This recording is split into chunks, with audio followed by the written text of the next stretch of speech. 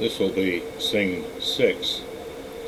I'd like to start out with talking about the birth of my children.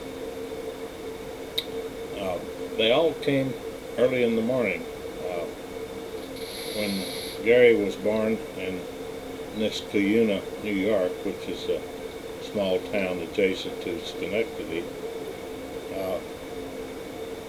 Brenda's water broke somewhere around 4 or 5 o'clock in the morning, and we went to the hospital, and I was in the waiting room with the other expectant fathers while Brenda was upstairs giving birth.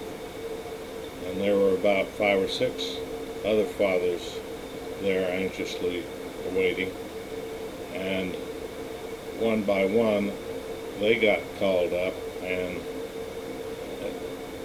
to see their child, and I was eventually the only one left there after having sat there for 4 or 5 hours. And needless to say, I was getting very concerned, not having any kind of feedback other than this one guy came back down and said, I don't want to alarm you, but I just heard a woman just screaming bloody murder up there. And of course, it was my wife, Brenda, was the only one up there. So that really gave me concerns.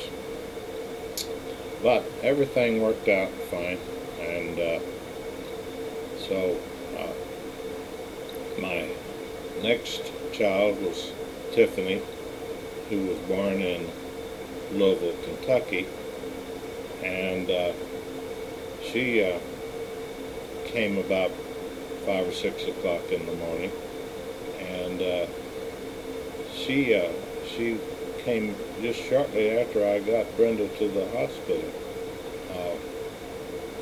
In fact, she came before the doctor got there. The doctor was attending to another lady, and he showed up just after Tiffany was born. And then Stacy was born in Glen Allen, Illinois, which is a suburb of Chicago.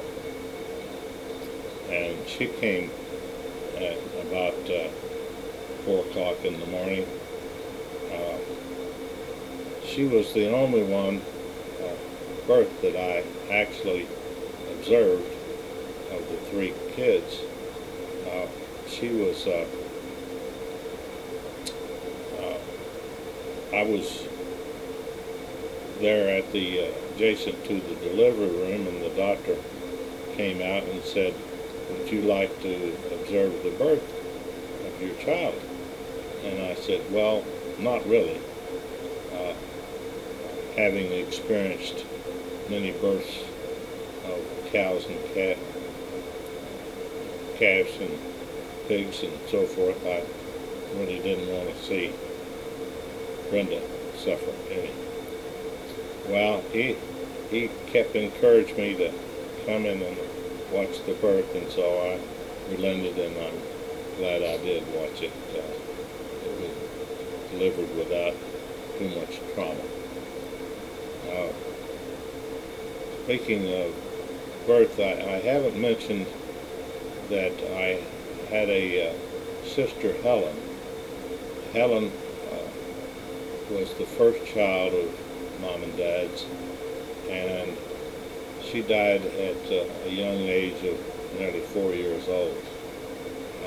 She died of a very rare blood disease called hemorrhagic purpura, which is where the blood cells actually leak underneath the skin due to some sort of infection. And she died within a day of getting ill. And the doctors don't know what caused it, but it was a tragedy that my mother spoke of very often and certainly never got over. Speaking of births, I witnessed many of them on the farm with our cows and pigs and so forth. It was, we always had to be mindful of when they were about to give birth because they very possibly need assistance of some sort, particularly young heifers having their first calf. I remember one time that the cow couldn't have the calf and was in great distress and needed assistance, and my father and I tried to pull the calf but were unable to do it manually. So Dad hooked up the John Deere tractor with a rope and tied it to the calf's legs and was able to remove it with the assistance of the tractor. And we always named our new calves. Each had a name. And I said, well, Dad, what are we going to call this calf? And he said, we'll call it Lucky if it survives. And it did. When we usually tried to have the calving done in the spring and summer time, tried to avoid the wintertime calving if we could, because if a cow gave birth to a calf in the wintertime, it could very possibly freeze. I vividly recall going into the pasture to find this cow that was about to have calf and found that she had a calf and the temperature was down into the teens, and the calf was just newly born and about to freeze to death. And I put the calf on the horse and rode it back to the house with a cow following me, of course. And I took the calf, who was nearly frozen and very, very,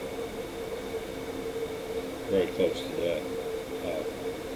I took the calf inside the house, laid it down in front of the furnace and to warm it up. And so that's what we had to do sometimes.